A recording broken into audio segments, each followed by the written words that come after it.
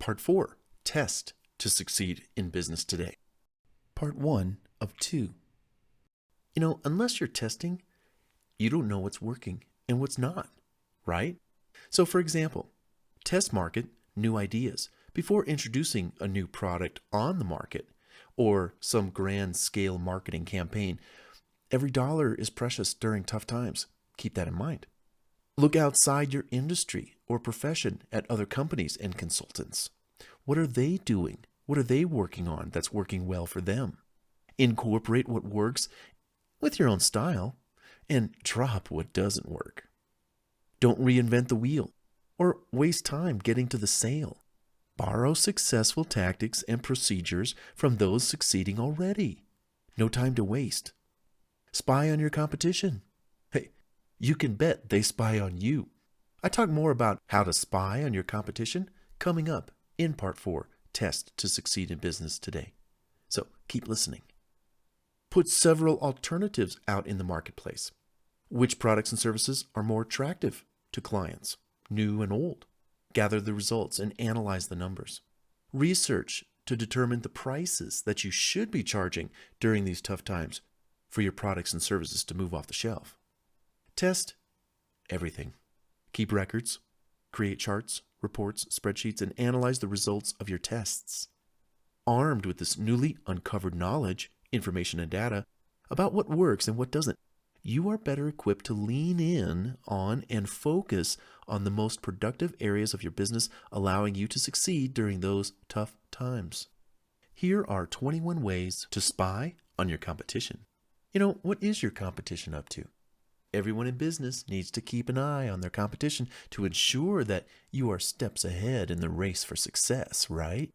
In order to stay in touch with the latest trends and foster new ideas and grow your business, here are my surefire ways to spy on your competition, to glean that kind of information that you need, again, to nudge yourself ahead in the race to success.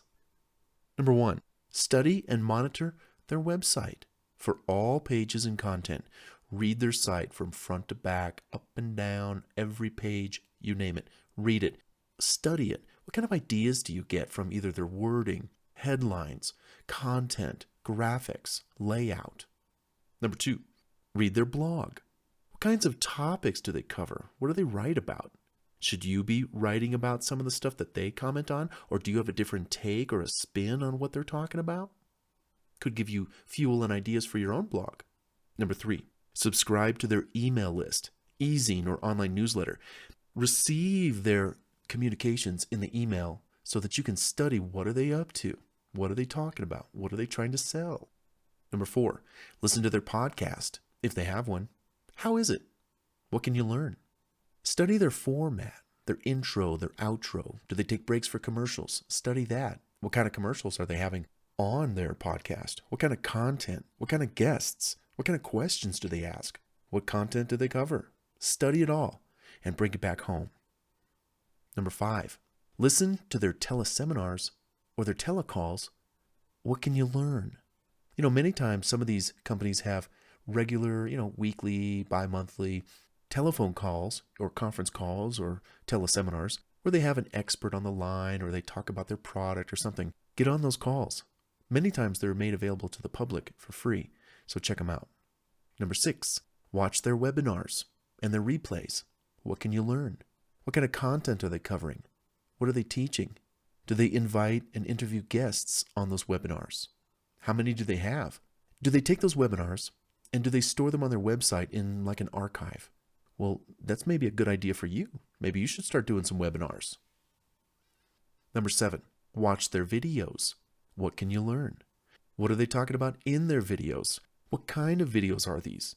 Are these promotional videos, product display videos, book tour videos, interview type videos, screen capture videos where you don't see a face but you see the screen? Are they presentations like a PowerPoint slideshow just made into a video? Are they live in person, on camera, real individuals?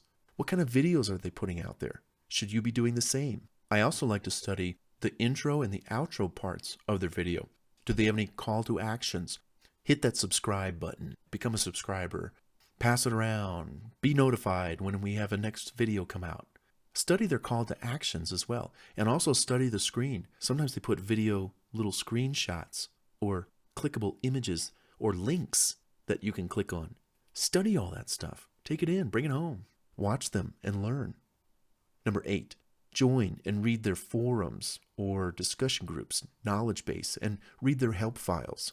You might get some ideas on, that's a good idea. I think if I put my own help file or knowledge base or some kind of customer support FAQ on my website like they do on theirs, I might be able to, minimize the kind of calls I get to support customers. And that's not a bad thing. It's a good thing. Like, hey, study these FAQs before you give me a call because your question might be answered.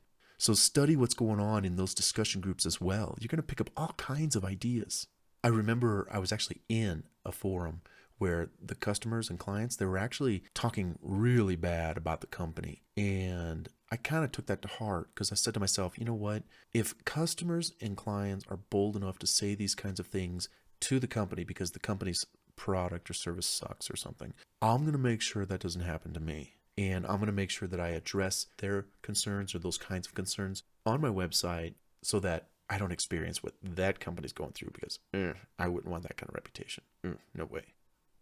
Number 9, study their meta tags for keywords, descriptions, page titles per page. Now, this is something that you could actually access on their website by hitting Control-U. Control-U. And that opens up another tab in your browser window where at the top, look for meta description, title, keywords, and all you're really doing is saying, that's a good idea. I like what they have, how they've described this particular page. I like how they're saying something.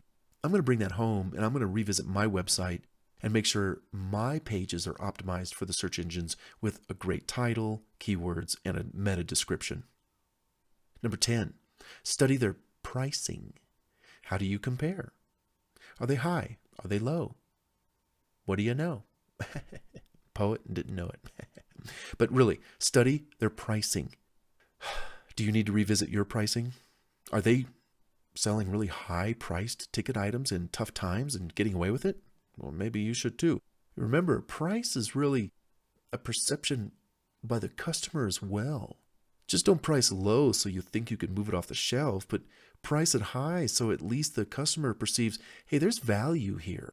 If I invest this money and purchase this product or service, I better use it and get my money's worth, get my money back, get the value out of it. So study your competition's pricing. Number 11, buy and study their products. Consume and learn what they produce. What can you learn? What can you bring home? Oh, interesting. Oh, I like how they laid this out, or I like how they did this or that. I'm going to bring it on home. Number 12, read and contact their customers and testimonials. What do they have to say about the company? In fact, this is an opportunity to actually do a little research, okay? And I'm going to talk about this later in tactic number 14, spying on your competition, researching them online. So again, read the testimonials. What are people saying about the products and services? You might get ideas for your website like, oh, hey, they've got a lot of stories from their customers on their website. I want that on my website. Again, the whole purpose of spying on your competition isn't to copy what they're doing per se, because they have their product, you've got yours. It's just tactics, methods, activities. What are they doing? And you go get ideas. For example, on the testimonial thing, there's some websites I've been to where they make cookies. Okay, and if you don't know about my cookies, my chocolate chip cookies, they're like so delicious. BartsCookies.com, or go to ILoveBartsCookies.com. Read all the 300 testimonials, and they're not even testimonials; they're stories from the heart. Because if you go to websites and they say their testimonials say something like, "Really great service, impeccable. I'll buy from them again." Okay, what's that? That's nothing. You go to ILoveBartsCookies.com, and what you're going to read are stories. They're almost like little mini articles. People sharing an experience of what it was like to have my cookies. For example, one testimonial stated, when I opened the box of cookies, it was like opening the oven. I can smell the cookie aroma coming right out of the box. Now that's cool. So if my competition were to look at my site and my testimonials, because that's what that is. That is a fan website, ilovebartscookies.com, where I have just testimonials. If they saw that and they had a measly 5 testimonials on their website about their product or service, they might say to themselves, you know what? We need to survey our customers. We need to talk to them. We need to ask them to send us their stories about when we send our product out. And we need to get that story and put it on our website like Bart's got. Yeah, a nice story, So good stuff. You can glean so much information and material and ideas by studying your competition. Number 13, join their social media network. Facebook, Twitter, LinkedIn, Instagram, Pinterest, and the others. What are they up to? What kind of ideas can you get? Do they have a Facebook group? Join them. What do they offer in that group? Downloadables? Files? Videos? Support? What can you study and learn when you look at their Facebook fan page? Graphics, descriptions, abouts, posts, videos, activities. Again, go to their social media networks, sign up, like their page or don't, but go study it. What kind of ideas can you get from it? Hey, this concludes part 1 of 2 for part number 4, Test to Succeed in Business Today. Come on, let's continue to part 2 of 2 for the same part number 4, Test to Succeed in Business Today. Come on, you're doing great.